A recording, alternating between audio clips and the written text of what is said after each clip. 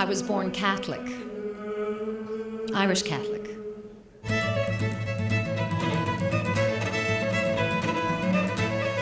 Then I grew up.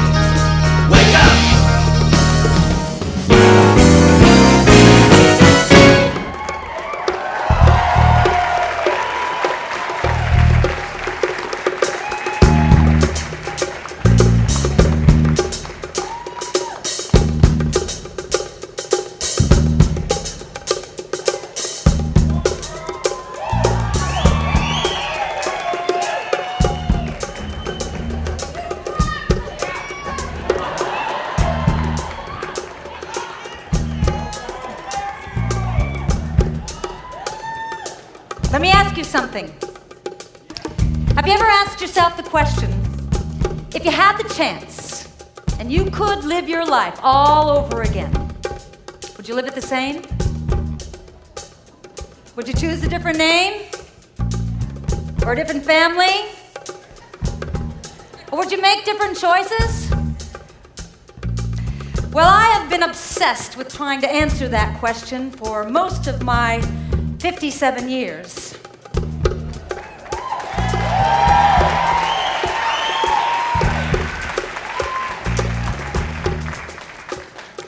I'm sure everybody thinks about this because you and I are not all that different. And I know we've all got a story, but because I don't know your story, I'm gonna have to stick with mine because it's the only one I've got. So tonight, you are gonna get to know Susie, the good, the bad, and oh yes, the ugly.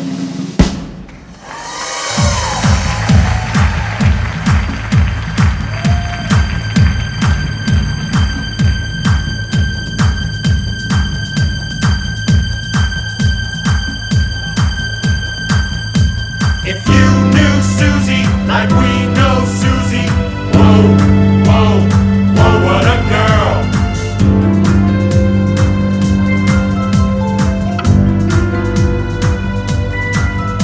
She loves to giggle and wag and wiggle. Whoa, whoa, holy Moses, she can jiggle.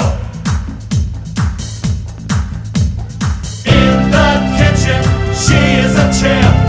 She's so bitchin', she's a lady and a tramp.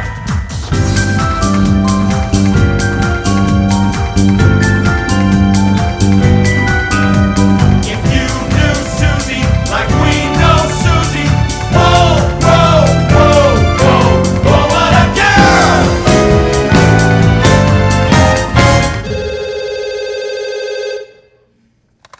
Hello? Suzanne? Yeah? This is your agent. Oh. You have an audition for the part of Chrissy Snow in a sitcom called Three's Company. I've given up the business. You what? Well, I can't do it anymore. I never get the job. I'm always too short or too tall or too thin or Listen, too fat. Suzanne, this is a major role on prime time, and I worked hard to get a reading for you. I'm not going to let you turn it down. But I'm going to teach cooking. You're going to get your ass over there by 10 a.m. All right. So the next day, I did go to ABC television. I walked into this sea of gray suits. I was late, but I could have cared less because this was my last audition. Oh. Hello? Oh, Suzanne. What? You're not going to believe this. What? You're not going to believe this. What? You got the part.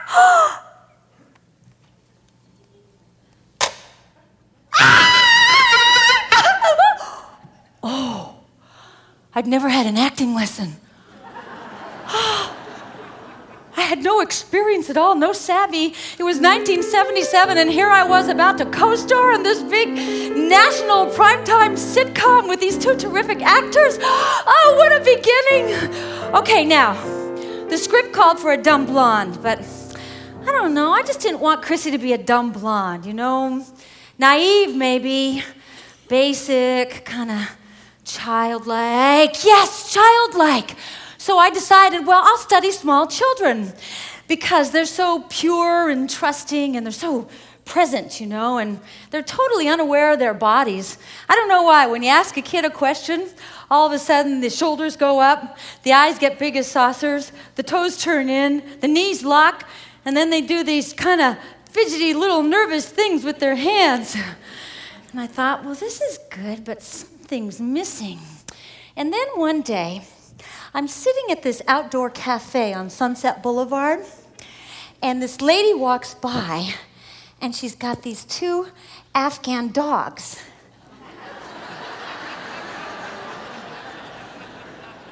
And I'm looking at these dogs, you know, with the long hairy ears and the hair hanging down in their faces, you know. And I thought, wow, this is perfect for me. So when I put it all together, Chrissy was born. Ta-da!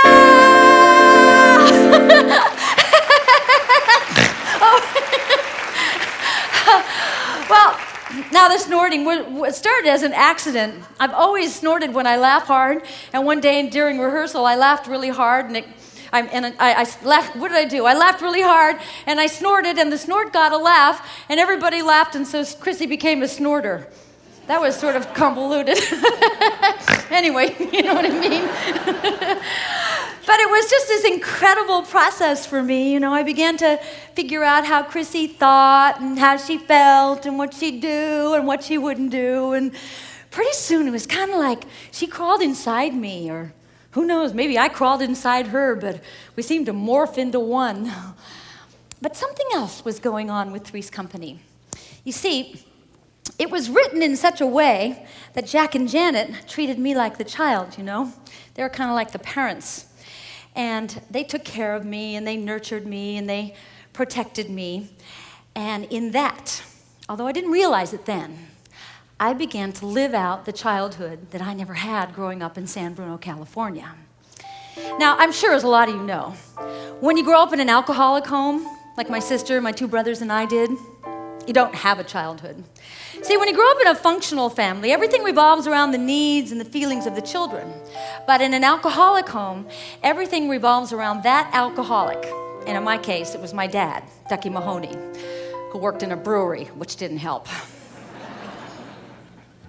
How do we eat dinner before Daddy gets home? What mood is Daddy in? How do we get our homework done? How do we get anything done? Who's gonna be it tonight? It tonight. It tonight. It tonight. See, we didn't know it then, but my dad had a disease called alcoholism.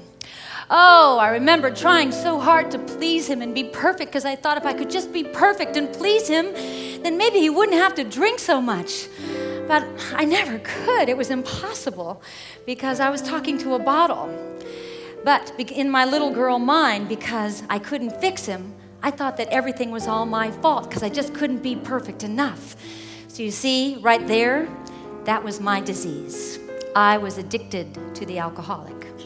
So that's why I kept trying to fix him. We all did, and we all failed, of course. I felt so stupid. For Christ's sake! Into the closet. He's home. Into the closet. Into the closet. Oh, I remember the closet like it was yesterday.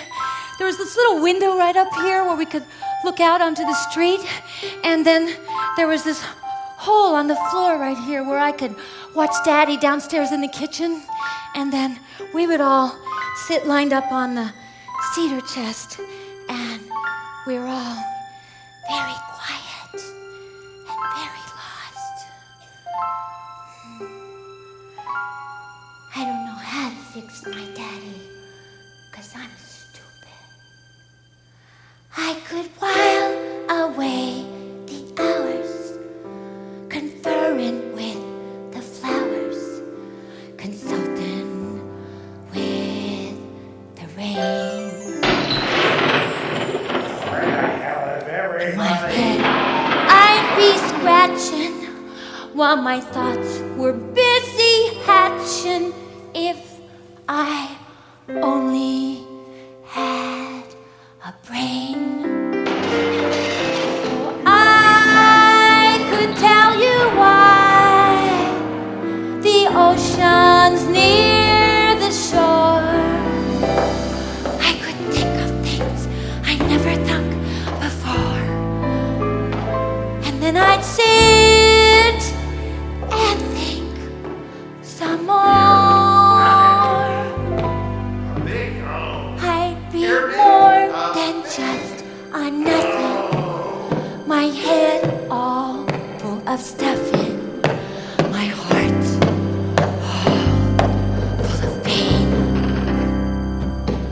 And perhaps I deserve you and be even worthy of you if I only had a brain. A big, fat hero, for Christ's sake. Next morning was always hangover morning. Ugh, my dad had terrible hangovers. They made him vicious. We all lived in fear. Rise and shine. We jumped up, we snapped to. I folded the clothes and did the laundry, and I made sandwiches for Dad's lunch, which has had its pluses because I've written 7 cookbooks. Maureen ironed, my sister, and my brother Danny, he mowed the lawn, and my mom would always clean up the mess that he'd made the night before. And my little brother Michael, well, he was just so small, he didn't know what was going on. He was just silent. I guess it was safer that way. He had problems all his life. We did all this at 5 o'clock in the morning. Didn't matter that it was still dark out. It was always dark in our little house. My mom kept it closed all the time with the blinds drawn so the neighbors couldn't hear or see what was going on. I called it the little white house with a white picket fence with all the darkness inside. And as the darkness grew darker, so did our secrets. We were too ashamed to tell anyone the truth, even each other. Susie Mahoney. What a looker, huh? I was so skinny that all the kids used to call me Boney Mahoney. See, today that wouldn't bother me at all. The only part that I ever got in the school play was that of the Blessed Virgin Mary.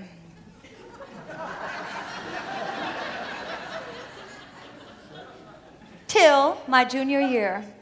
That summer I went home, I was a 32A. I came back the next season, I was a 34C. Which meant I could try out for Adelaide in Guys and Dolls, which is so exciting. But of course, so could Susie Dills, because she came back a 34D. So when I went to the audition, I was really nervous. Susie Mahoney? Oh, yeah.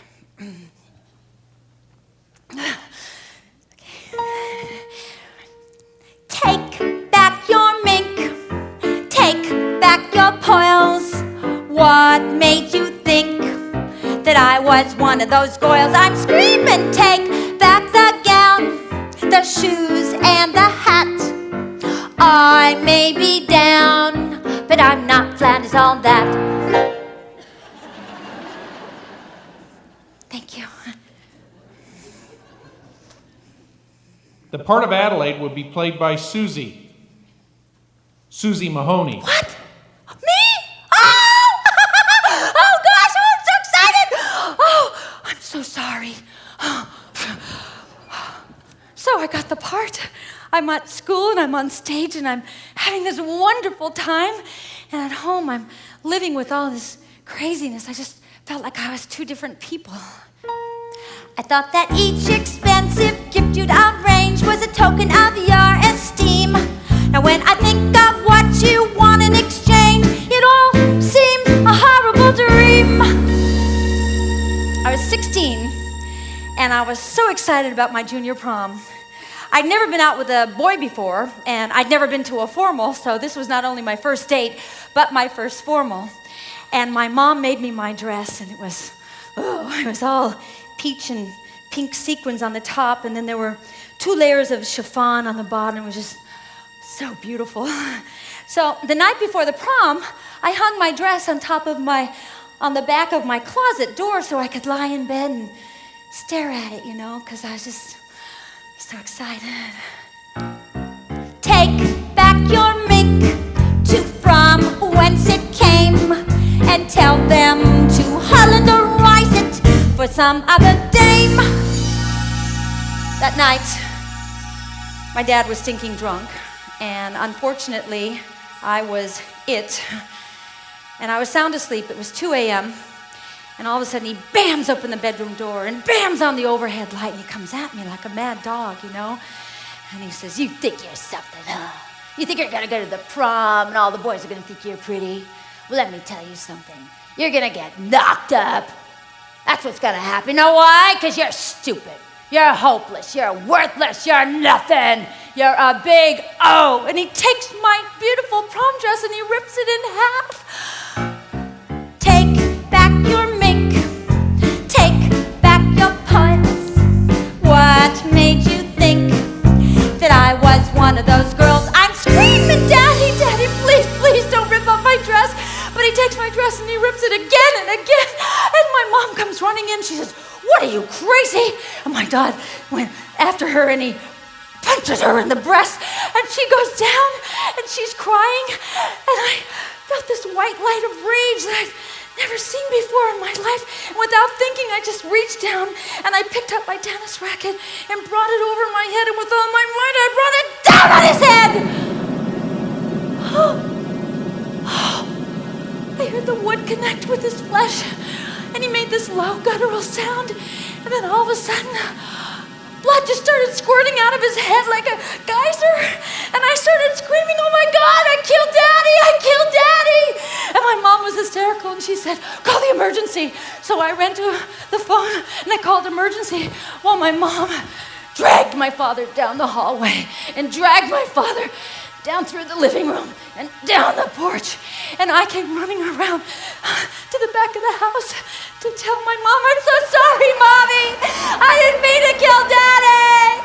I didn't mean to kill Daddy."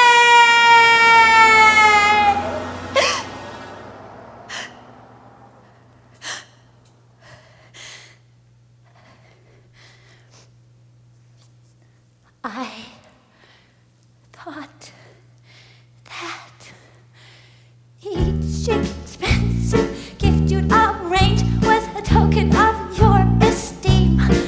Now when I think of what you want in exchange, it all seems a horrible dream. I remember it was 3 a.m. and I was lying on the ground outside, and there was just blood was everywhere, and I couldn't stand it. I just had to erase it. So I started to wash and scrub and wash and scrub and wash and scrub, what seemed like hours. Finally, I went back to my little closet, my safe place. Finally, 5 a.m., I heard my mom drive up the driveway. I looked out the little window, and I saw my mom walking my dad up the pathway, and his head was all wrapped in bandages.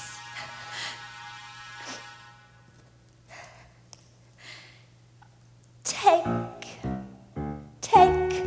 back your mink, those old worn out pelts, and go shorten the sleeves for somebody else.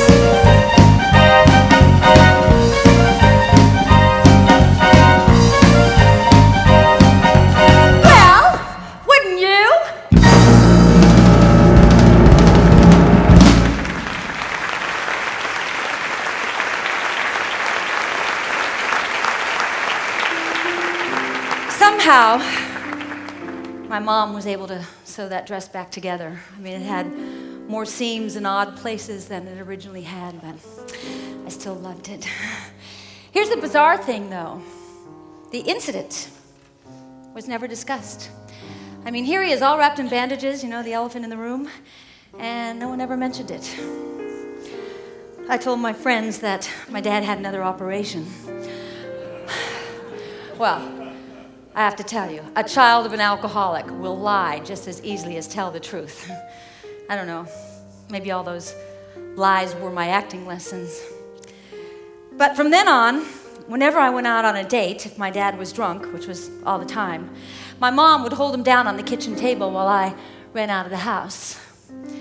So you see, I knew that I was stupid and hopeless and worthless and nothing and a big O.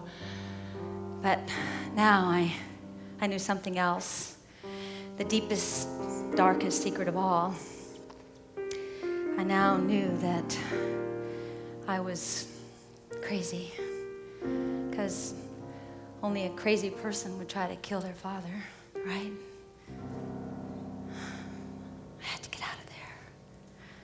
So, when I was offered a scholarship to a fancy girls' school in San Francisco, wow, I leaped at it. And it was there that I met Bruce Sommers, who went to a fancy boys' school in San Francisco. And he was nice and funny and Catholic, and my dad liked him. So, being a pleaser and wanting to make him happy, I kept dating him. It didn't matter that I was a 17-year-old virgin who knew nothing about loving someone. Anyway, on one of our dates, we did it. Or at least, I think we did. Wasn't sure. I didn't feel anything.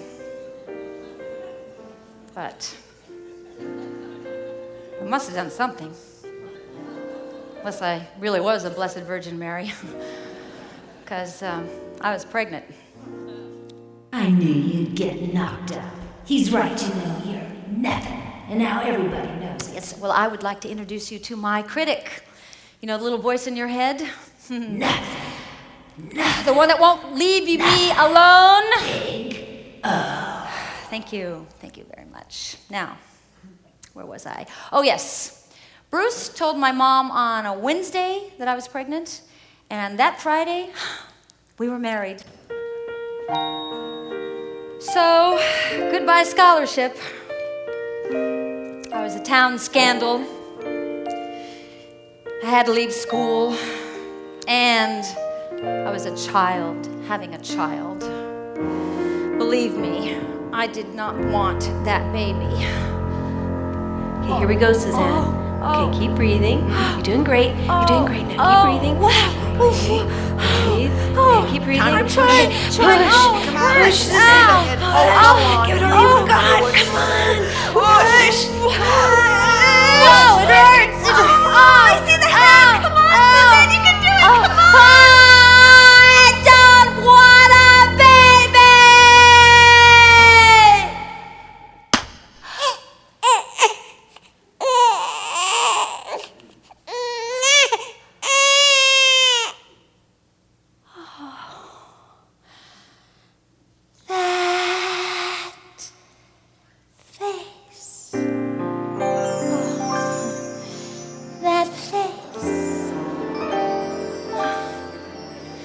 That wonderful face.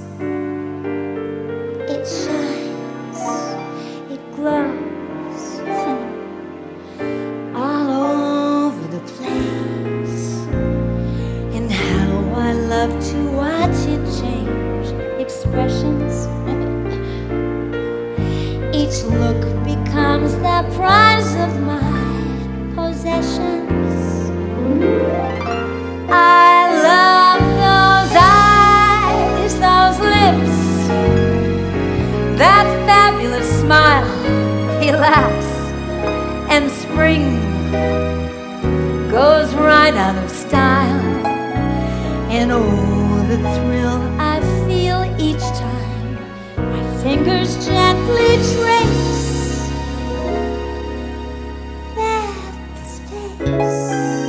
that face.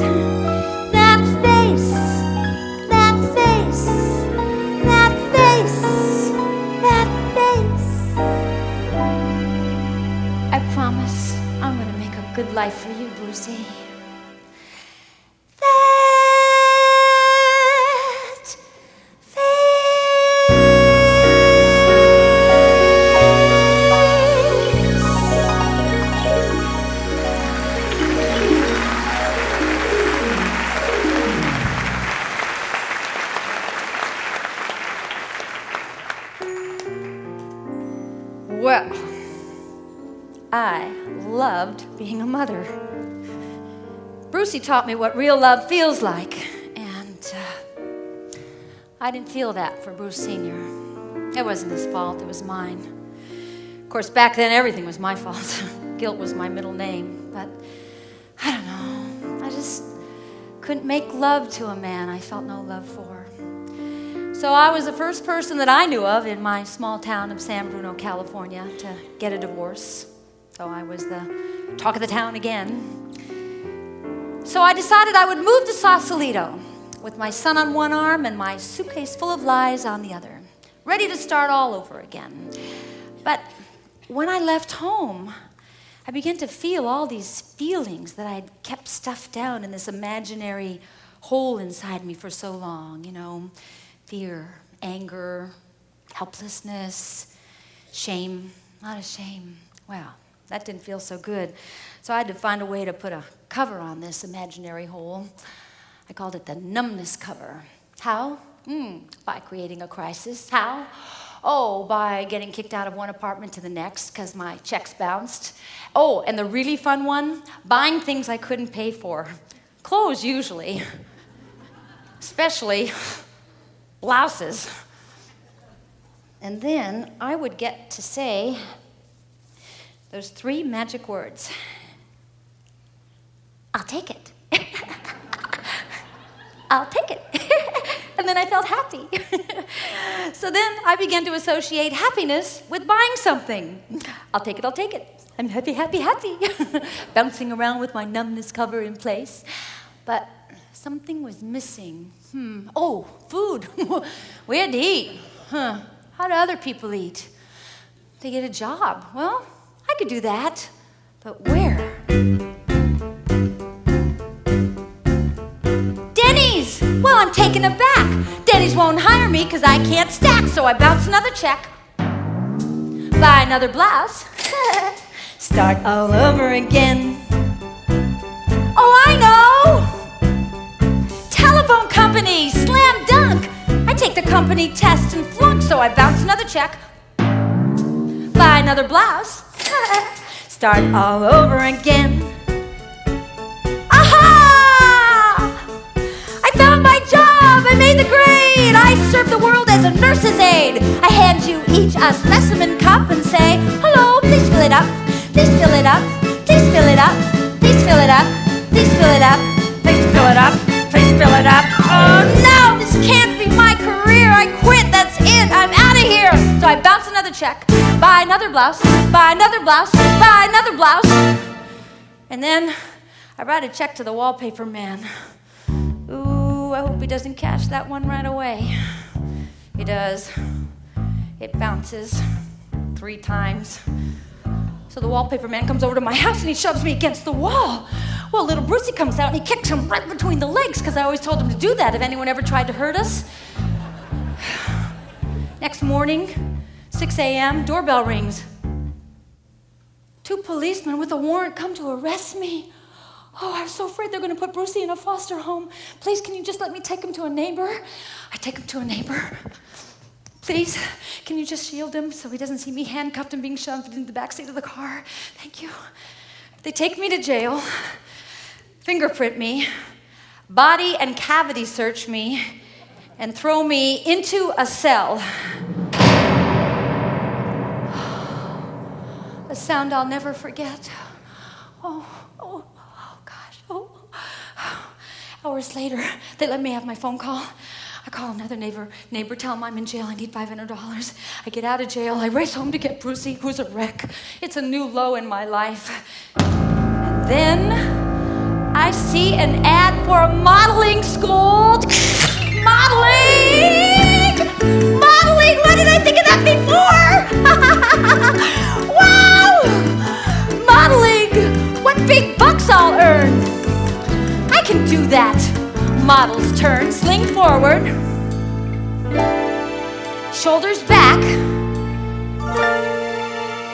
Think little walnuts in my little butt crack.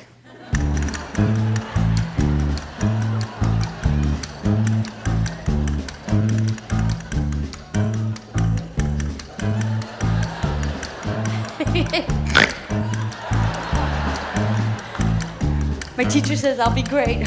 I know. You want to work tomorrow morning? Yeah. All right, got to be at the Sheraton Hotel at 7 a.m. It's a fashion show luncheon. Oh, thank you. Oh, I'm so excited. Okay, I ran home. Packed my model's bag. Let's see. Lipstick, hairspray, shoes, makeup. Okay, all right. That night, I practiced the walk up and down my hallway, back and forth.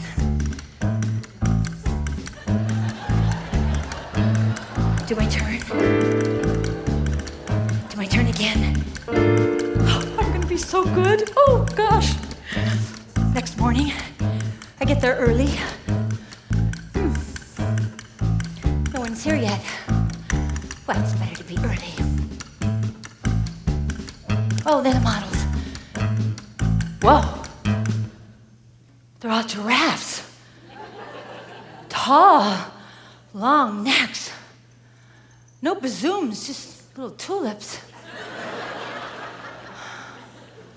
Models walk in and throw down their bags and sit bored, so I throw down my bag and sit bored.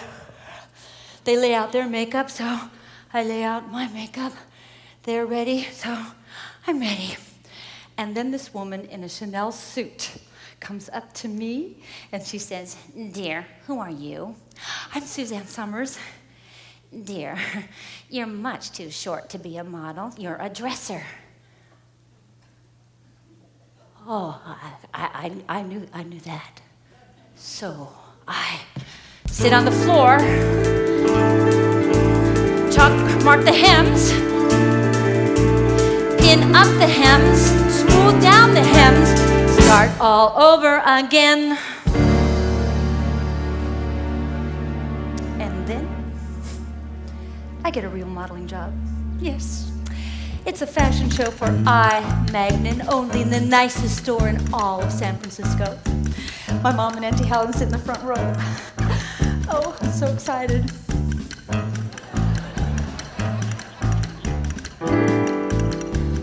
Do we turn again? And again. And again. And again. And again. And again. Fall off the ramp and break my leg. So I pick myself up, dust myself off,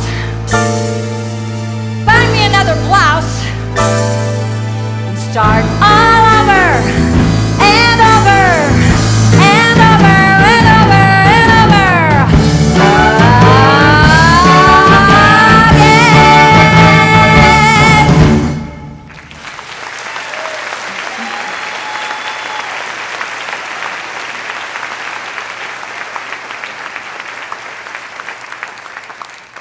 My mom kept asking me to bring Brucey down to see her. She hadn't seen him in so long, and I was so proud of him. Funny, he was teaching me how to raise him. So we went to the little white house with the white picket fence with all the darkness inside. Now it was even darker. Oh, I'd hoped so much that things had improved, but of course they hadn't. Alcoholism is a progressive disease. I mean, I didn't know it then that it was progressive. I didn't know it was a disease. Nobody did. In fact, it wasn't until years later that the AMA actually issued a statement declaring that drug dependencies, including alcoholism, were in fact diseases. But I wish my family and I had known that back then, because compassion would have been a lot easier to feel than all the rage we all felt all the time. But we didn't have a clue, so we blamed him and we blamed ourselves.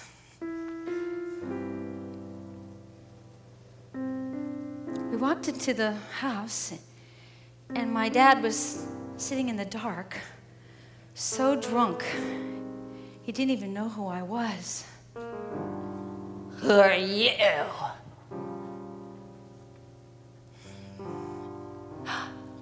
And my mom. Oh. My mom just looked terrible. Her hands shook and her eyes looked dead, and she had psoriasis all around the edge of her face from nerves. And my big sister Maureen had turned into my dad by now, drunk and angry with everyone all the time. And Danny, Danny had turned into a sloppy crier who drank a fifth of vodka most nights. And Michael simply stopped talking altogether.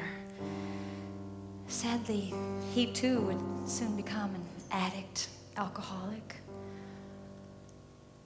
Oh, we're all such a mess. Well, there was no point in staying. No one even noticed us leave, so I took Brucey back to our little apartment. By now, our third apartment, because I'd been kicked out of the other two. I certainly was ready for another beginning. And it came. I was hired as a prize model for a game show called The Anniversary Game. Oh, I was so excited. This was really an incredible opportunity for me. Whew. The host was a guy by the name of Alan Hamill, and he came up and introduced himself to me, and suddenly I knew what love at first sight was all about. Oh. Those liquid blue eyes just looked right through me. And that sexy voice. Hello there.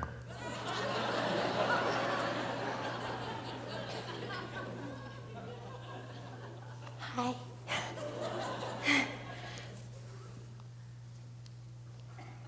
I'd have to go over there and be the model displaying the refrigerator.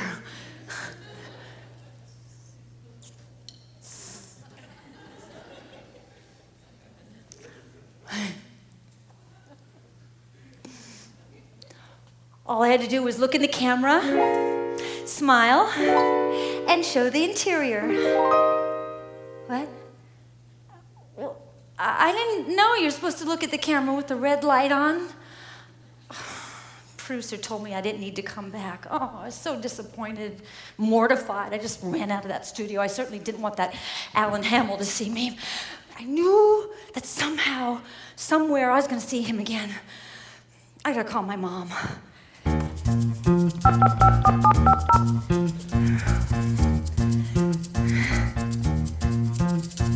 Mom, I got a job today. Mom, I lost the job today. But wait till you hear this. Mom, I met a man today. And get a load of this one. Mom, I'm gonna marry him. He loves me, and to my amazement, I love it, knowing that he loves me. He loves me, true, he doesn't show it. How could he, when he doesn't know it? No, Mom, don't argue with me. He's the one, I know it in my heart. What's he look like? Oh, he's gorgeous. Big white teeth, curly hair, 6'1". Oh, God, I'm tingling, I'm trembling, I'm freezing, I'm burning up, my teeth ache from the urge to touch him. I'm speechless, for I mustn't tell him. It's wrong now, but it won't be long now before my love discovers that he and I are lovers. Imagine how surprised he's bound to be. He loves me, ha-ha! Wait till he finds out he loves me. No, Mom, don't worry about it. No, he's not too old for me. Really, I'm all grown up now. Really, I can handle him. I gotta go, Mom. Bye, Mom.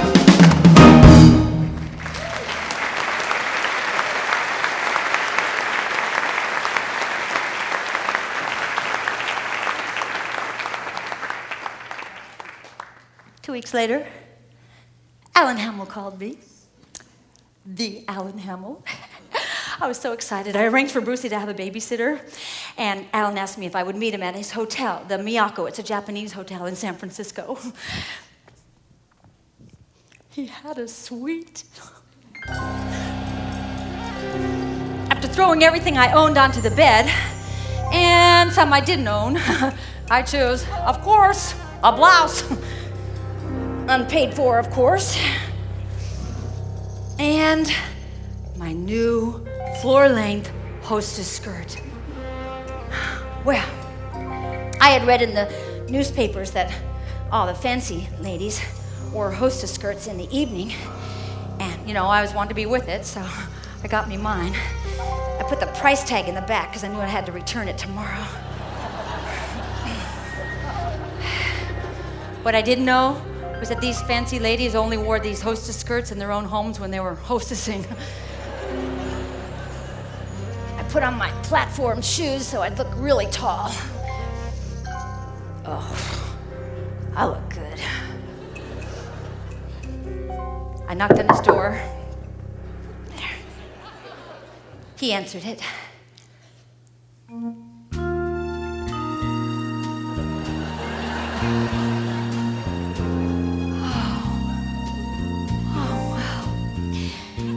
He had on the grooviest music on his 8-track.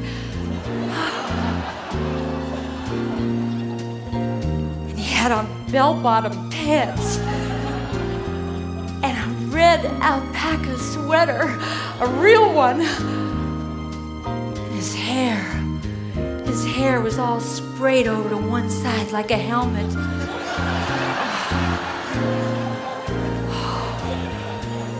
He was just so beautiful.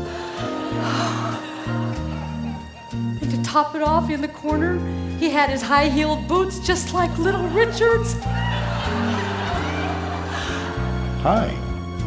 This is a Japanese suite, so you'll have to take your shoes off. And I wondered, what else do I have to take off?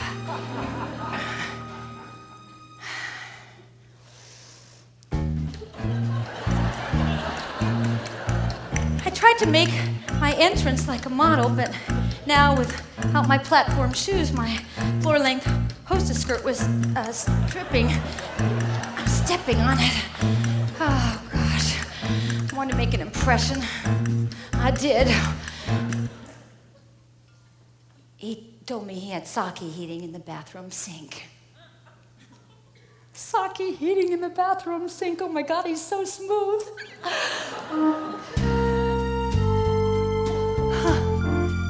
There were chocolate candles melting all over the place.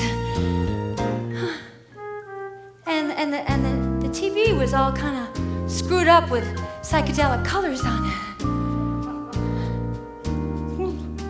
I'd never been in a suite before.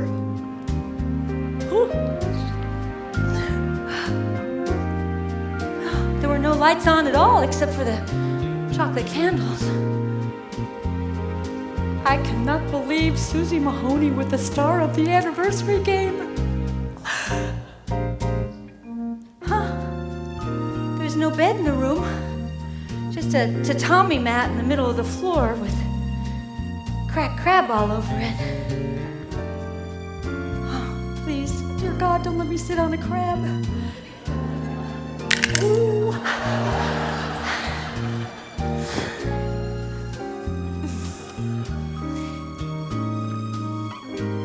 As we sat there nibbling our crab, I said to myself, I am not sleeping with you on the first date, Mr. Hamill. The second, maybe. After we finished our crab, Alan reached over and gently pulled me to him. And I said, the second. And the first. Maybe.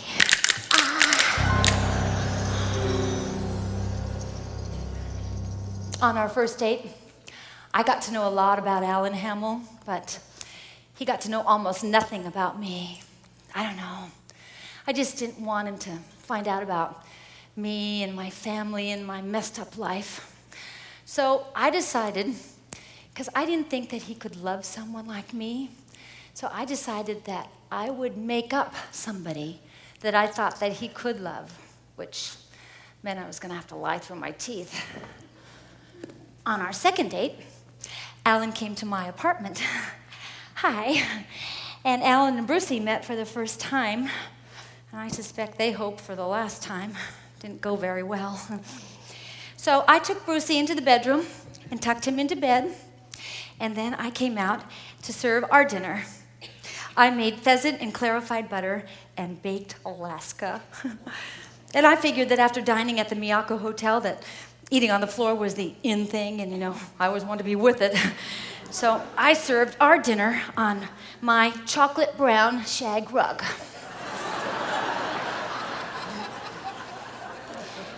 And besides, I didn't have a table.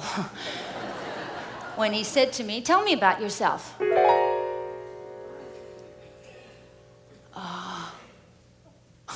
Really? Okay. Well, I am an only child, and my father is a doctor, a brain surgeon. But he died, and ever since, Mummy has been so distraught over the loss that with her inheritance, she's traveling around the world. Have some baked Alaska. I'd love to introduce you to her right now, but she's up in Alaska. See, you can't tell just one lie, because you always got to tell another lie to back up the lie you just told. But my love life was coming together because it was all built on lies. But the rest of my life, it was falling apart. Hello? Suzanne? Yeah? Come on. We can't wait any longer. We must have our money by the end of the week or we'll start garnishment Oh, proceedings. please don't do that. That would be just so... Yeah? Miss Sommers? Uh-huh. Your electric bill is way past due again. Well, Hello? I'm afraid that if you can't pay your phone bill, we'll have to disconnect. Oh, don't do that. I won't be able to work. Hi. I don't want to throw you out, but you haven't paid your rent for the last 2 months. I haven't? Hello? Miss Sommers? Yeah? B of A is forced to press charges. Oh. What do I owe you? Suzanne, Yeah? This is a pharmacy. We can't fill that prescription for your son until you take care of this balance. I know, I'm really trying to... Look, I'll send you a check tomorrow. This is your agent, Suzanne. Oh, hi. You have an audition for a movie in San Francisco at 2:30 tomorrow. Oh, how great. Well, next day, I washed my hair. I put on my new Yves Saint Laurent silk blouse, which I hadn't paid for, of course, and grabbed my bag and found, oh good, $1.50. All right. That meant I had 75 cents for me and Brucey to have a red snapper dinner, and that left 75 cents for 1 hour and 1 hour only for parking at the audition. But gee, what was I going to do for toll at the Golden Gate Bridge? This is exactly what happened.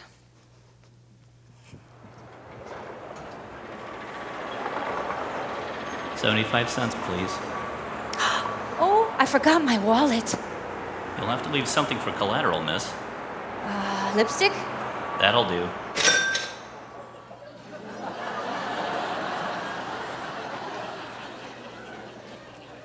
To this day, I never go anywhere without an extra tube of lipstick.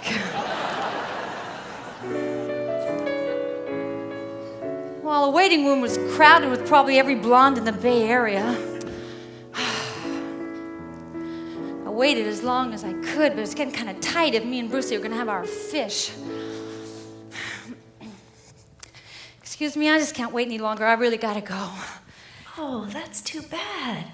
The director was very intrigued with your picture. Intrigued? With my picture? I'll wait. Goodbye, fish. You can go in, Suzanne. Oh, thank you. Behind a big desk was a small man. His name was George Lucas.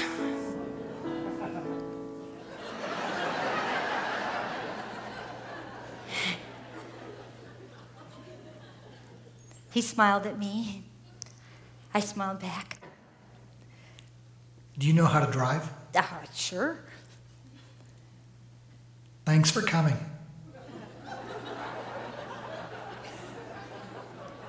Goodbye, job. And goodbye, fish. Yeah, I know.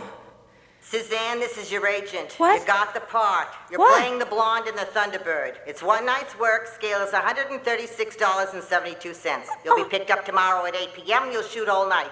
Oh, think 50s. Okay, well, wait. Can you get me a script? I don't want to blow this. I want to know my lines perfectly. You don't need a script, Suzanne. It's a very small part. Oh, okay. Well, can you Got get... a pencil? Well, I do. Okay. I love you. I love you. Okay, yeah, and? That's it. That's it.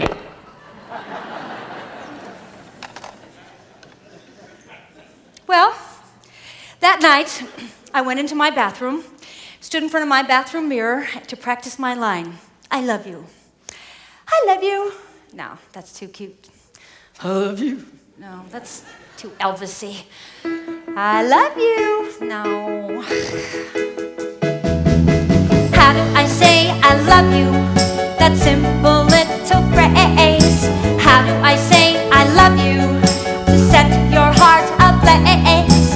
How do I say I love you? Let me count the ways. I love you. No. I love you. No. I love you. No. No. How do I say I love you? The words are only three. How do I say I love you and make it poetry? How do I say I love you so you'll remember me? I love you. No. I love you. No. I wish there were more I could tell you. Whoa, I wish there was some other way. It's not much of a line, but I'm stuck, 'cause it's mine. And like it or not, it's all I've got to say. Whoa. How do I say I love you to make your motor start? How do I say I love you and mean it from my heart? How do I say I love you so you'll fatten up my part? I love you. I love you. I love you. I love you. I love you. I love you. I love you. I love you. Miss Sommers? Mr. Lucas, what are you doing in my bathroom? That is the greatest I love you I've ever heard. Which one? Everyone. Oh. I couldn't possibly pick one. Oh. I want you to say it throughout the movie. Oh, my God. How can you say I love you? Can you try it kind of light? I love you. Yes. Now can you say I love you with a little bit of bite? I love you. Good girl. How can you say I love you like you're ready for a fight? I love you. More? I love you. Wow. How can you say I love you? Can you say it soft and nice? I love you. Perfect. How can you say I love you? What if you say it twice? I love you. I love you. Great. Now can you say I love you and promise paradise? I love you. Again. I love you. And again. I love you. Just once more. I love you. One more time. I love you. That does it. I have no choice but to make you the star of my movie. Oh, shit. Can you do anything else besides say I love you? I make a great red snapper. Incredible. Boys, give Miss Sommers a fanfare.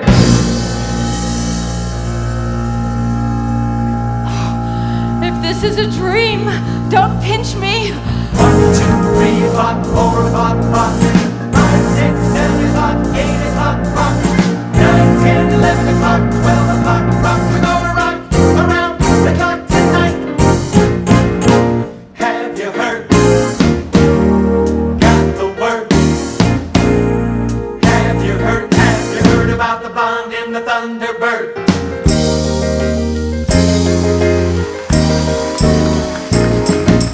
Look out, boys, I'm coming through. Don't say much, but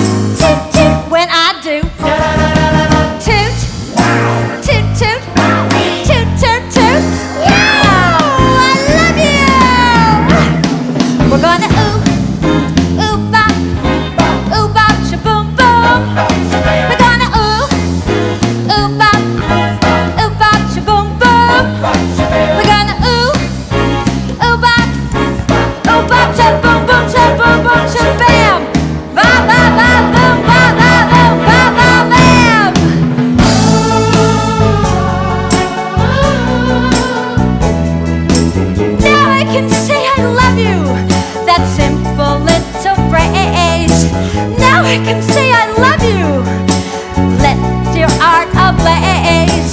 Now I can say I love you 1,000 different ways. I love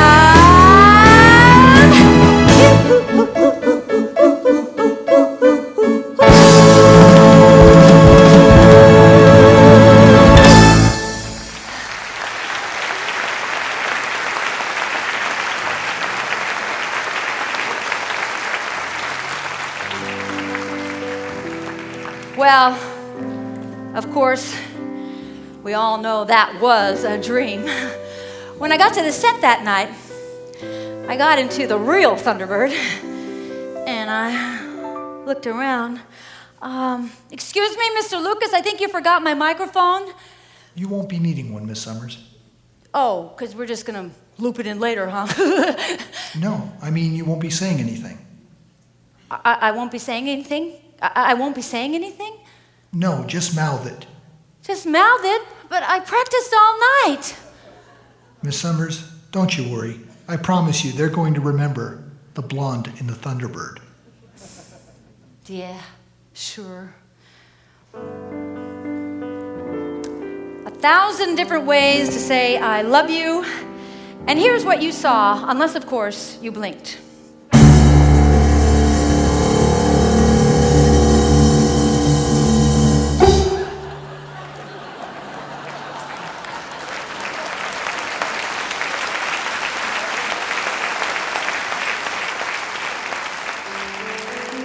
Well, after seeing that movie, I figured this is a wrap for me. But life is never what you expect, is it? George Lucas was right. People did remember. And because I was the blonde in the Thunderbird, Johnny Carson asked me to do his show. And those appearances eventually led to Three's Company, and well, wow, Three's Company made it all happen. Huh. What I thought was a nothing little part changed my life forever. Oh, Mr. Lucas? Yes, Miss Sommers? How can I say I thank you? Things have worked out fine. How can I say I thank you for this sweet life of mine? How can I say I thank you for one unspoken line? Oh, and Mr. Lucas? Yes, Miss Sommers?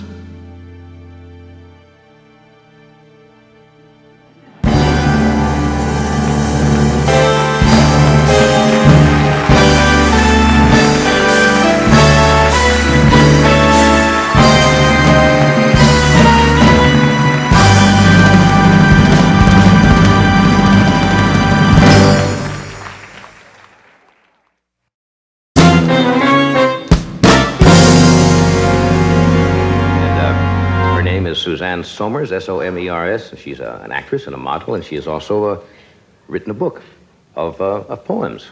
And we thought you might like to meet this young lady, and I'd like to meet this young lady. Would you welcome Suzanne Sommers?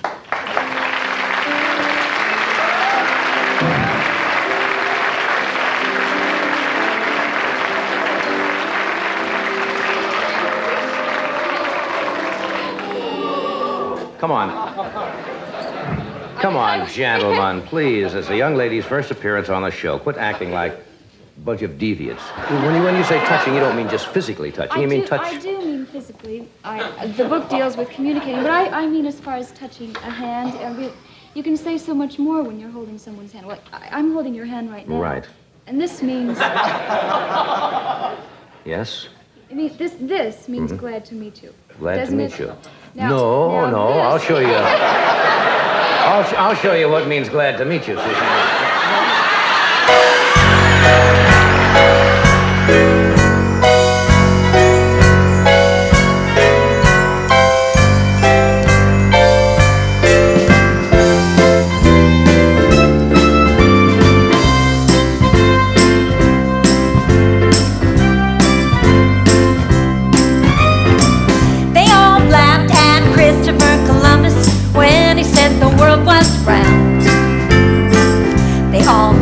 When Edison recorded sound.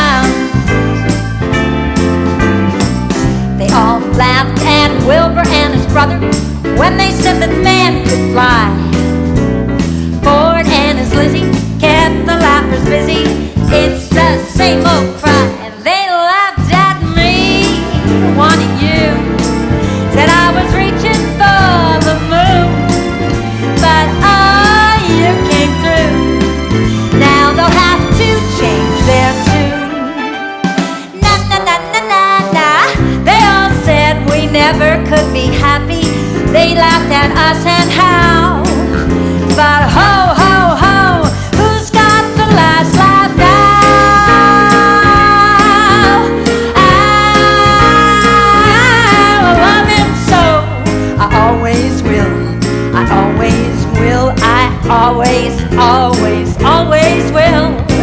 Suzanne. And just remember that they all said we never could be happy. They laughed at us and how. Suzanne. But ho, ho, ho, who's got the last laugh now?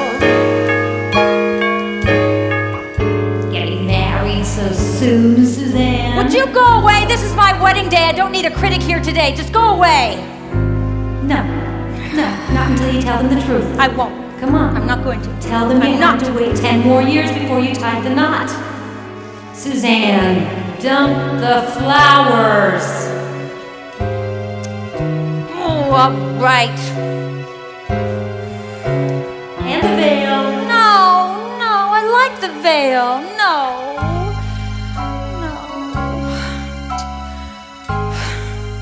Oh, all right. Now tell them how you got caught in lie after lie after lie after lie. All right, I'll tell them the truth.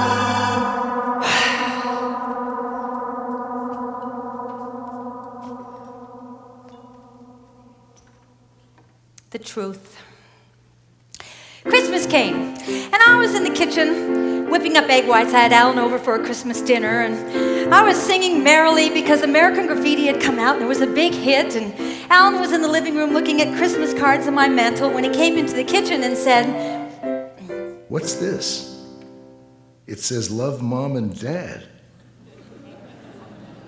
Love mom and dad?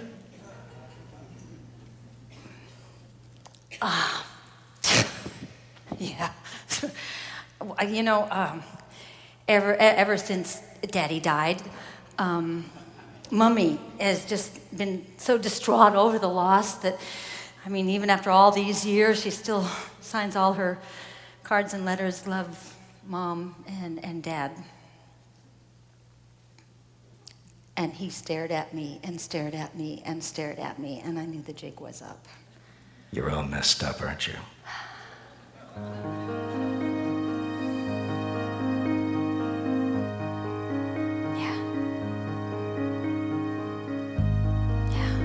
I'm all messed up.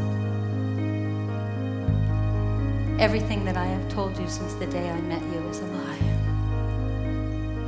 Except that I love you. Oh, please don't go, Alan. Please, please, please, I don't want to live like this anymore.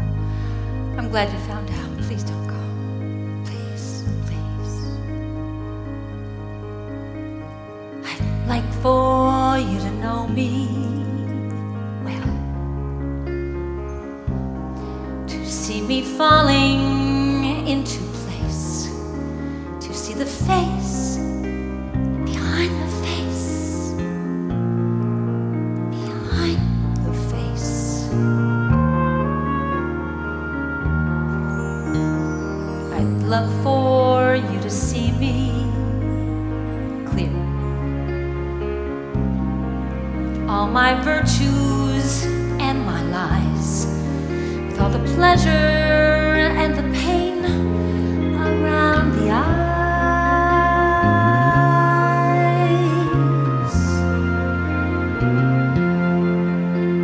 I want the opportunity to show you my heart on display. To open like a flower and to know you will stay.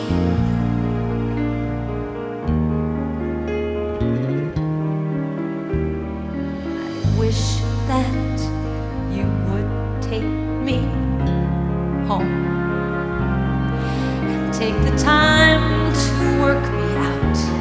To say yes, there she is, yes, that's what she's about.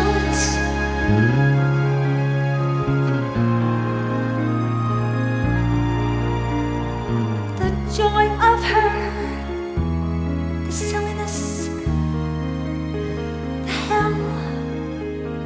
I'd love for you to know me.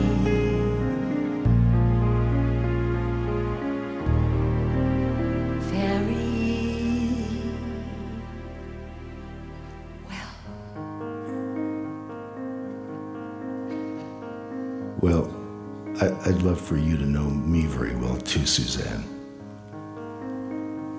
I should have told you a long time ago. I'm married with 2 kids.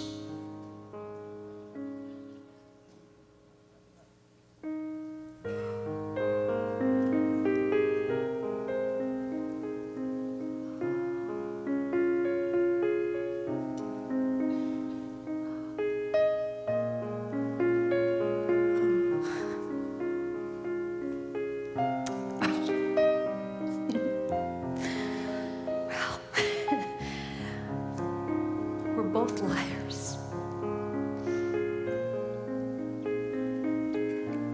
Alan stayed.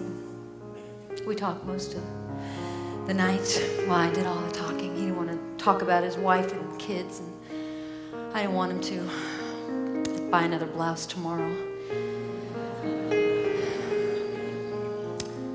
I fessed up everything. I brought my mom back from Alaska. My dad back from the dead. Suzanne, your story never rang true. And anyway, it's you I care about, not the stories you made up.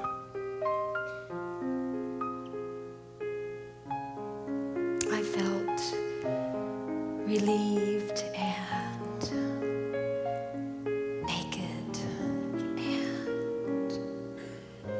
guilty. He had a wife.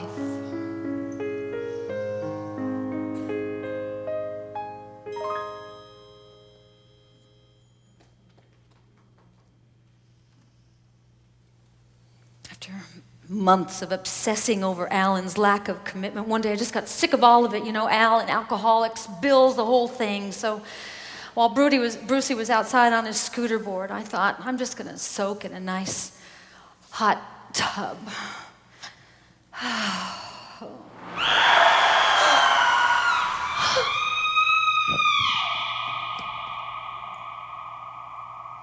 Your son's x-rays show internal damage. The car must have run completely over him. His kidney and spleen have been crushed. He's going to need surgery immediately.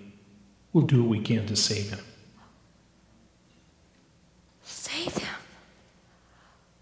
Save him? Oh my God, I felt like my soul had been sucked out.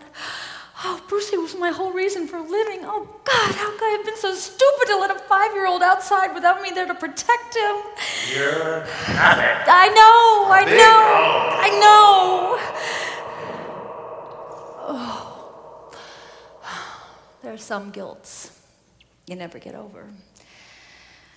Brucey survived, but it took several months for his little body to heal, and every night he'd wake up screaming in terror from these terrible nightmares, and I didn't know what to do, and I'd rock him and I'd hold him, but I couldn't help him, and I knew I had to get him help somewhere, but I didn't know where. And then I heard about the community mental health center where they charge you according to your ability to pay, and they charged me $1 a visit.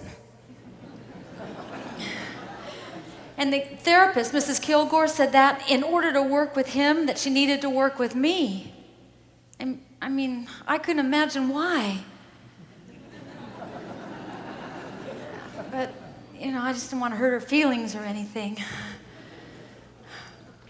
You see, I had so little self-esteem, I didn't even know I didn't have any. Brucey, I didn't realize it then, but this was about to be the beginning of my recovery.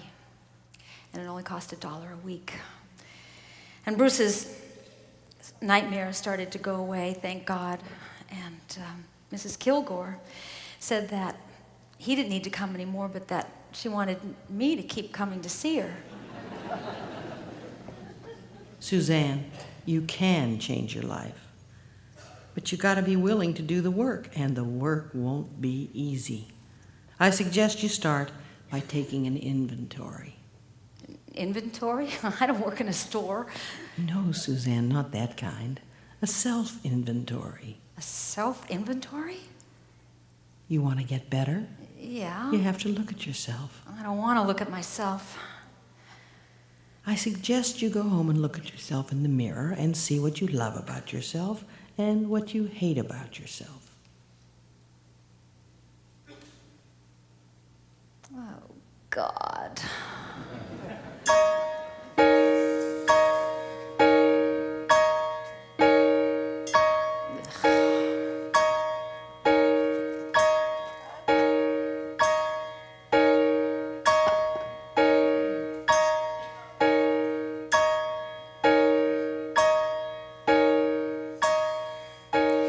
Inventory.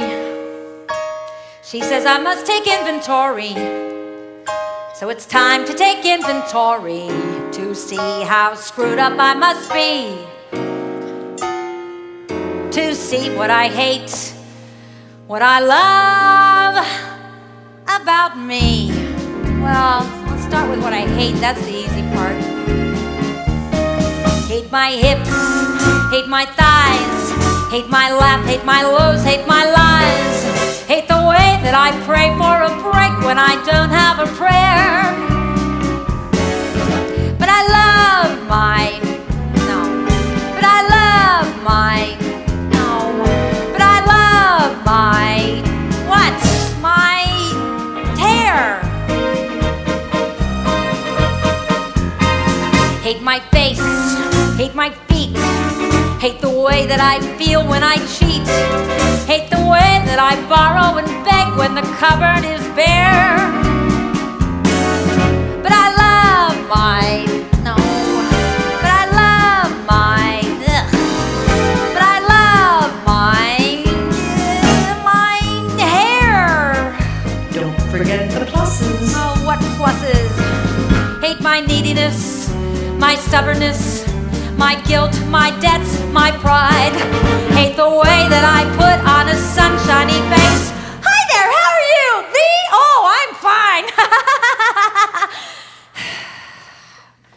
When I'm just a loser, a lowlife, a nothing, a great big fat zero inside.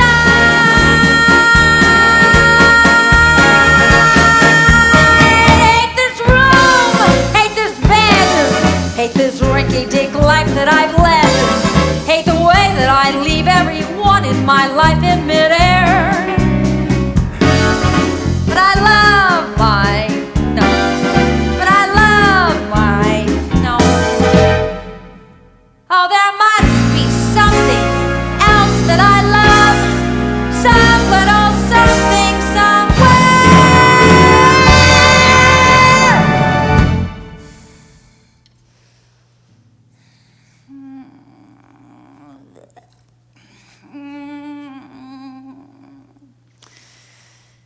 maybe not. What I've got is my hair.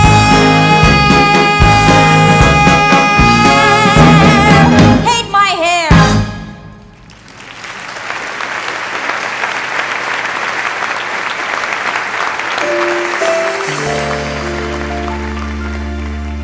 One year later. Suzanne, you have the lowest self-esteem of anyone I've ever met. Ever met? How long you been in business? You apologize the moment you walk in for who you are, what you are, how you look, what you say. You're a walking apology. 2 years later. Where did you get the feeling you were worth so little? I don't know. I just always thought that I was stupid and hopeless. Hopeless. Worthless. A big O. Oh my God! Oh my God, it was like I was hit by a bolt of lightning and suddenly I had this moment of clarity. I had bought into it. I believed that I was stupid and hopeless and worthless and nothing and a big O.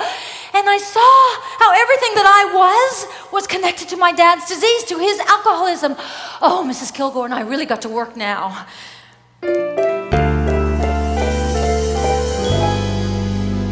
3 years later. I don't know.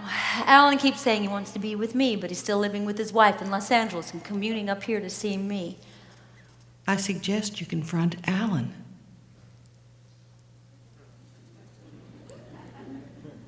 confront Alan?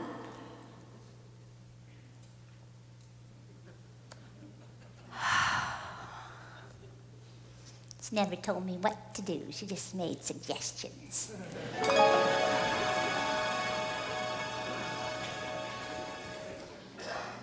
Alan, you tell me you want to be with me, but you're still living with your wife. You can't have it both ways. You got to do something. I don't know you're good friends. I don't share your vacations. I don't know all the jokes you tell or the songs you hum. Suzanne, I can't abandon my kids. They need me. So do I. Though I may hold you all through the night, you will not be here when the morning comes. Don't you get it? I can't live with your son when I'm not living with my own. I'm sorry. I can't make a commitment to you. What does he think we've been doing? What's this all been about?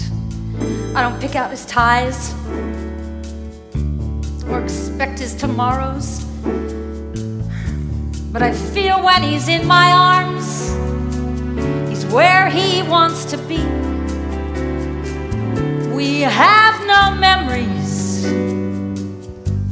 bittersweet with time. And I doubt if he'll spend New Year's Eve with me. I don't share his name, I don't wear his ring. There's no piece of paper saying that he's mine. But he says he loves me, and I believe it's true. Doesn't that make someone belong to you? So I don't share his name, so I don't wear his ring. So there's no piece of paper saying that he's mine. So we don't have the memories. I have enough memories. I've watched enough mornings. I've tried enough evenings. I've had enough birthdays to know what I want.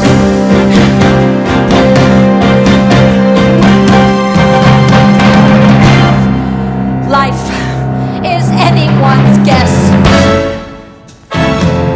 It's a constant surprise. You don't plan to fall in love. When you fall, you fall.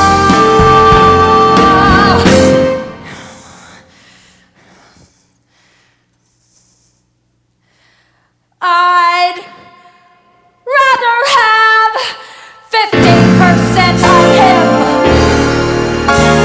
or any percent of him than all of anybody else at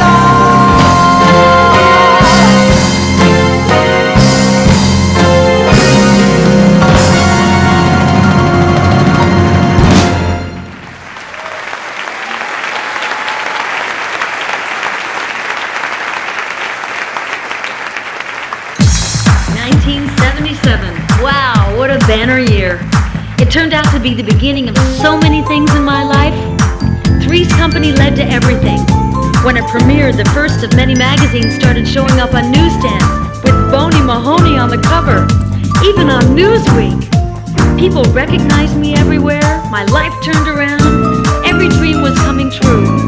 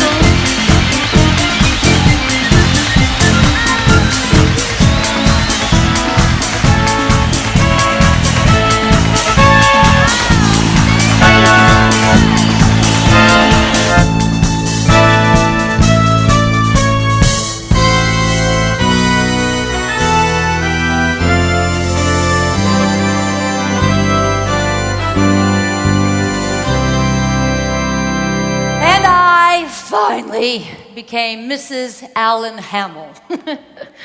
Mrs. Kilgore was right. It took 10 years, but he did come back permanently. We were at a restaurant when he pumped the question. We had medallions of lamb, shoestring potatoes, and a chocolate souffle.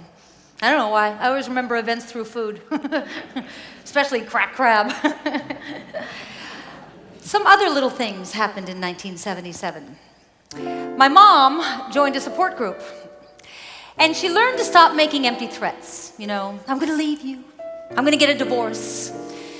She learned that she had choices, and she chose to stay with him, but not to enable him. That is, not to save him, not to make excuses for him, or lie for him, or clean up his vomit, or drag him upstairs to bed anymore. She learned to simply step over him and go on about her business. And it was hard for her, but she did it. And guess what happened? Ducky got sober.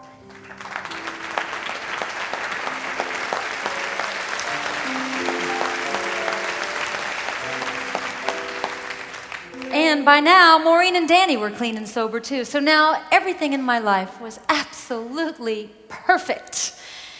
And then the bottom fell out again. After 5 years on Three's Company, it was time to renegotiate. So I figured that being that our show was the #1 show in the country, that I deserved to be paid equal what they were paying the men. So I asked for it and struck out and was fired. And you know what I felt? Pissed off.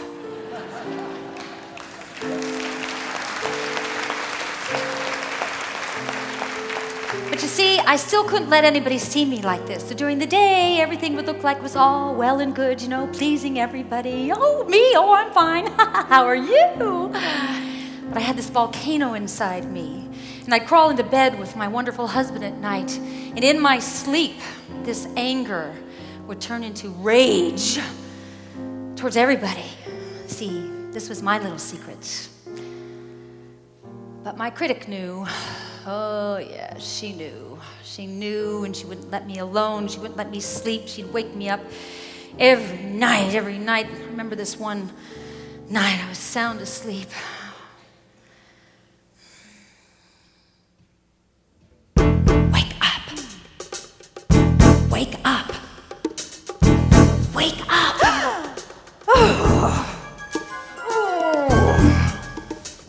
Man, are you in bad shape? I am not. I am happy. Look at my life. I'm so happy.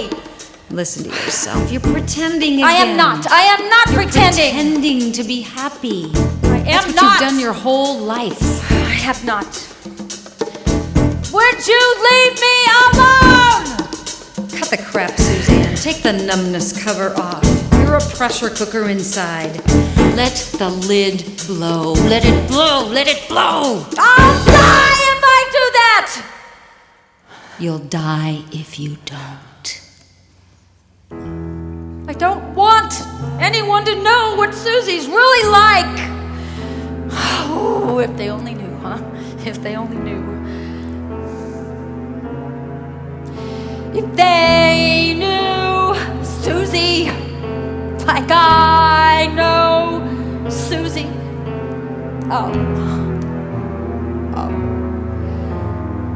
Oh, what a girl. She's such a doozy, a flim-flam floozy. Oh. What a fraud is little Susie. Find her closet. Open her door. She's still hiding, but she can't hide it anymore.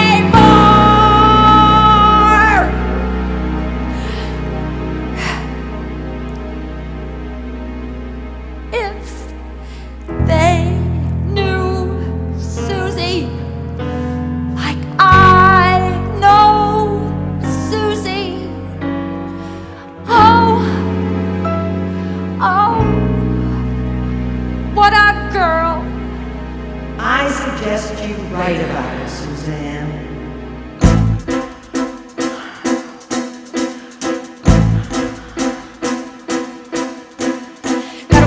paper. Got some words inside my head. Gotta find some paper for some words that must be said. No wonder I'm not sleeping. There are words that no one hears. Words that have been piling up for days, for weeks, for years.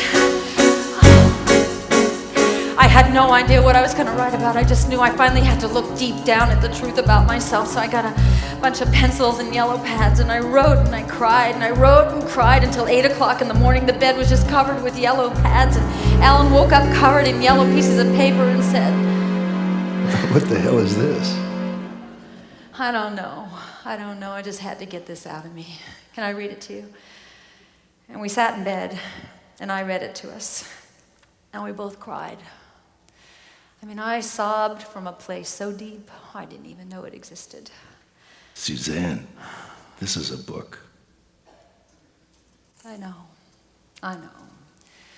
But my family will never speak to me again. People need to read this. It could help them. And I knew Alan was right.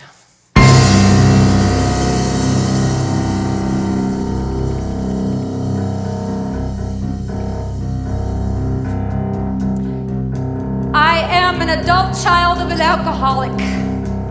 My childhood and that of my brothers and sister was robbed by a terrible and painful disease nobody ever wanted to talk about. No more secrets. No more lies. No more unshed tears behind these weary eyes. No more secrets. No more shame. No more trying to play this no-win-losing game. I had to let the blackbirds fly away, get them out of my head. Bye-bye, blackbirds. Now I can sleep when I go to bed, yeah! No more secrets. Not for me. Said goodbye to the girl that I used to be.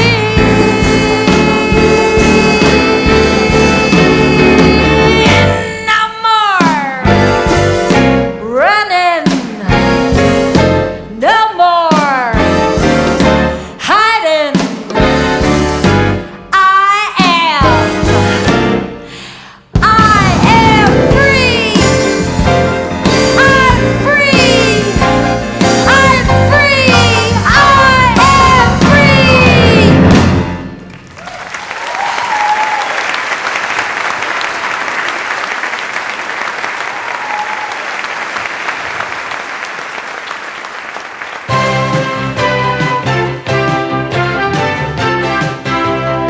Well, look who's here with her entire family. Suzanne Sommers steps forward with her mom and dad, Frank and Marion Mahoney. Boy, you look like all the people in my parish. Well, this family had a major drinking problem. I'm pleased to recommend this book to your attention, Suzanne Sommers' account of the pain of her own families growing up with an alcoholic father. And yes, most of her siblings were similarly afflicted, and now they're all dry, and ain't we happy to hear about that? Yes, ma'am. I know it took a lot of courage to write this book, and were there any repercussions from your family? I'm sure they weren't thrilled that you were writing this. You were airing all the dirty laundry. In general, they were horrified. Yeah, I would say that at first it was overwhelming to be the subject of a book, and I went through all the gamut of pain, anger, denial, and then I finally came to acceptance and the awareness of what this book could do for people. If your folks were alcoholic, the chances of you being one are increased significantly. This is something we've really kind of run away from here. And is the fact that you may be a Mahoney having anything possibly to do with this? Well, my grandmother's name was Donahue.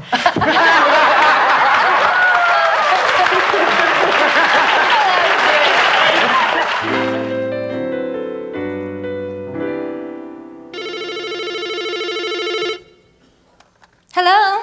Suzanne? Oh, Mrs. Kilgore. Well, you'll be happy to know I'm no longer a walking apology. I'm full of self-esteem. Maybe too much. I've taken a new inventory. I thought you might. Love my hips, love my thighs, love my laugh, love my lows, love my highs. Love the way that I pray every day, and I love every prayer. And I love my nose. Well, sort of. Suzanne. No, I love my nose. And my painted toes. And I love my hair. Congratulations, Suzanne. You're on your own. Have a happy life. Thank you. Love my face, love my feet, love the way that I cook, love to eat, love the way that I'm living my life, full of love that I share. And I love my skin and my silly grin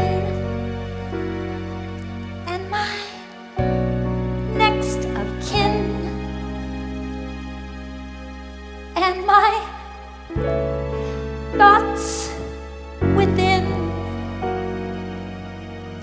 And I love my natural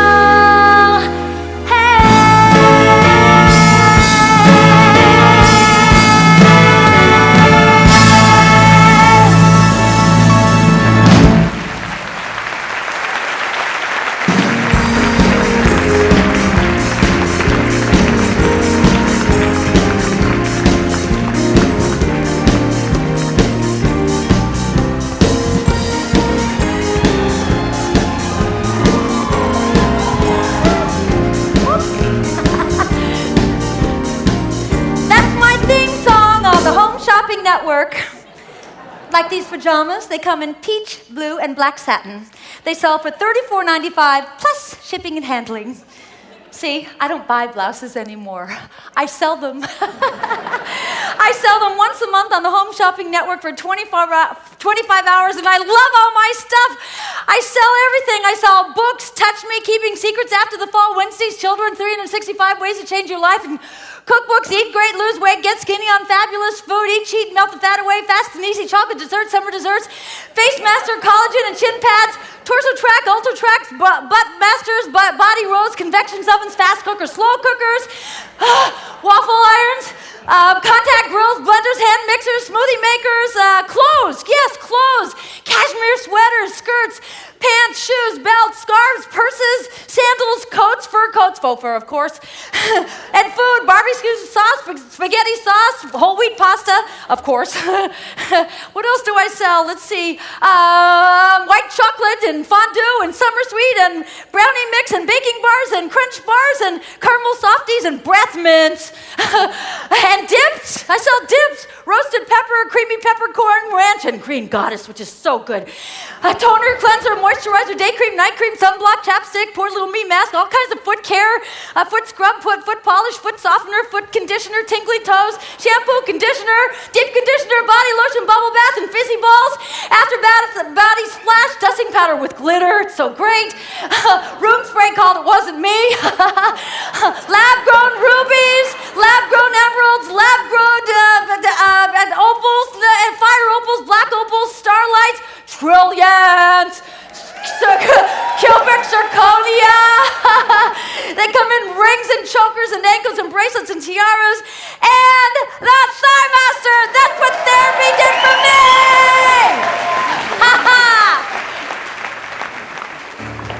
Great legs. Thank you. How do you get them? I used to do aerobics till I dropped. Then I found Thigh Master. Every single time you squeeze Thigh Master, you strengthen and tone. Thigh Master. It's taking the country by storm. And now everybody's talking about it. And more importantly, I finally received that Thigh Master I ordered from Suzanne Sommers. So I'm real excited. I've been sitting in my office all day.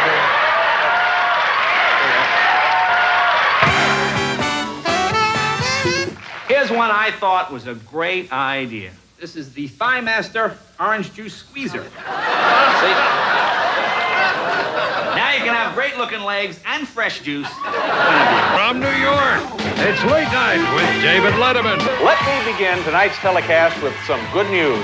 The United States Surgeon General has now indicated that using the Thigh Master is safe sex. So there, that's...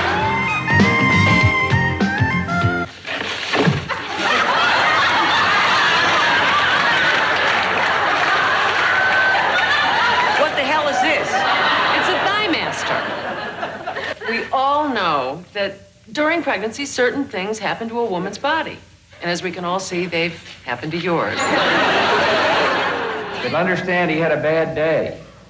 Earlier that morning, he had shattered his Thigh Master. Thigh trouble. Those thigh exercising devices advertised on TV may produce pain and swelling if overused. When I feel very vain, I'm going to use this on my head.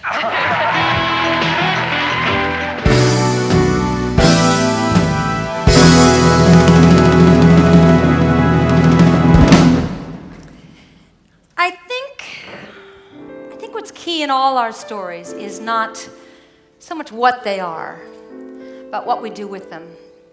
Today, I look at every part of mine as an opportunity to gain strength and move me forward. Even cancer. It's ironic, isn't it? I was known as Queen of the Jiggly, and that's where the cancer hit. 3 years ago, I went for my yearly mammogram, and after the test, the doctor knocked on my door, and he said, "You know, we got this new ultrasound machine. Why don't I put you on that?" And I said, "Gee, I don't know. I've kind of, well, okay," which was a good choice. And after that test, he knocked on my door again and said, "Suzanne, we see something there. It's about 2.4 centimeters. We'll need to do a biopsy. Chances are it's benign, but let's play it safe." It was not benign. My world just stopped. You know, suddenly all those things that seemed so important were not. Alan and I drove home in silence, and then we took a long walk on the beach in silence. And then I went to bed for 5 days, and I cried. Alan got in bed with me, and he held me, and he let me cry. And then on the 6th day, I met with a bunch of doctors, all of whom were telling me what to do, and of course my critic returned. "You can't handle this, Suzanne. You're not in charge." But I said, "Oh, yes, I am." So I chose what treatment that I thought was best for me, and then I went to war. And today, at this moment, I am NED, no evidence of disease.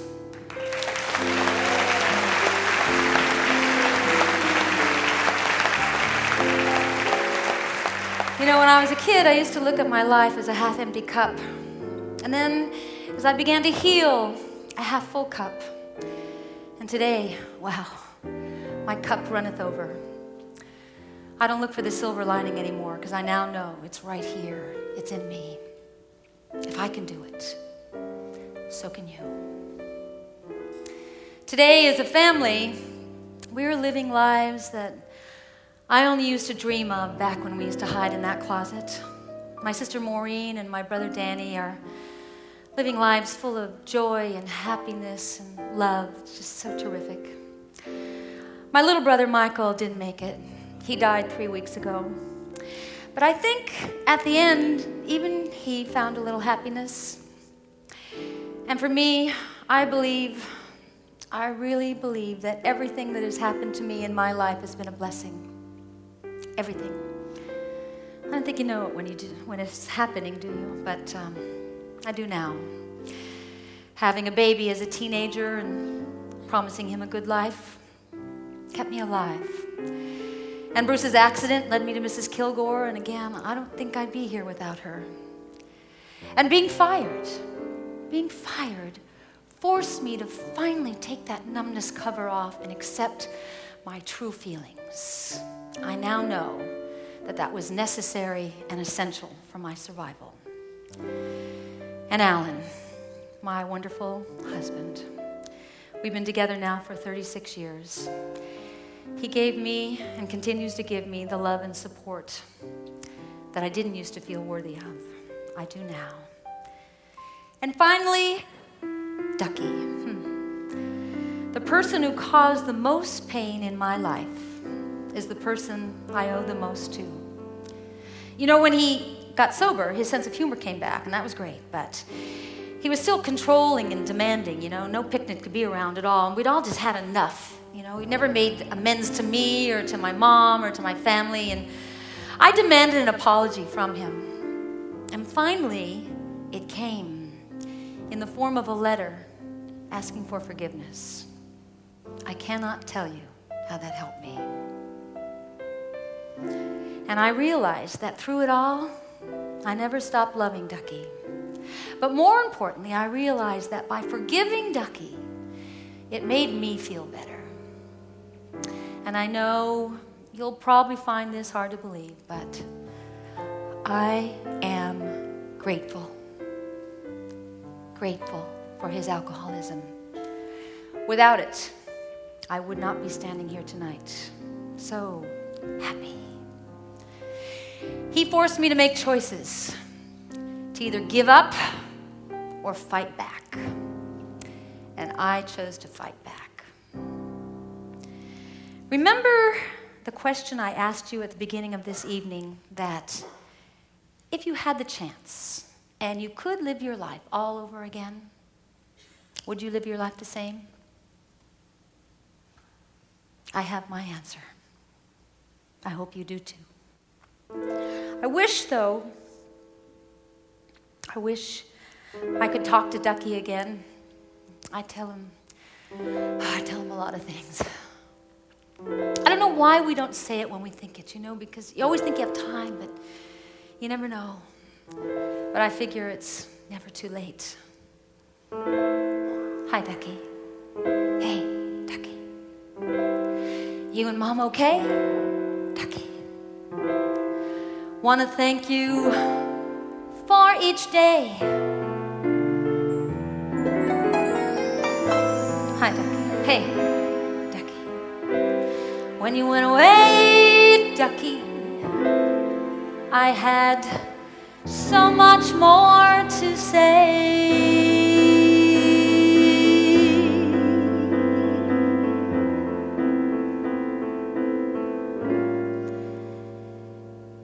If I could live it all over again,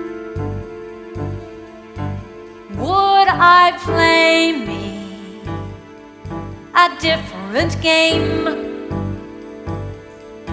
No, I'd live it the same.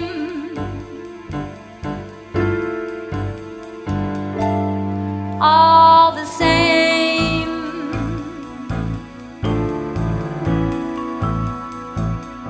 If I could choose it all over again, would I choose me a different name? No, but thanks all the same. Mahoney's the name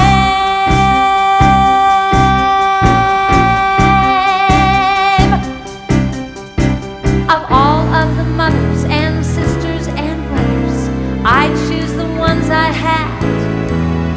Even you, my impossible, unreliable, unpredictable,